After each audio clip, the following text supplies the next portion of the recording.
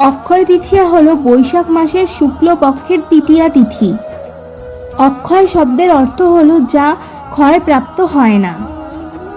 বৈদিক শাস্ত্রে এই দিন কোনো শুভ কাজ শুরু করলে সারা জীবন অক্ষয় হয়ে থাকে।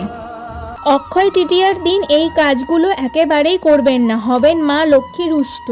আপনি যদি চান দেবদেবী আপনার বাড়িতে আসেন, তাহলে অক্ষয় তৃতীয়ার সন্ধ্যায় আপনার বাড়ির দরজায় বা দরজার গোড়ায় এই প্রদীপ জ্বালান।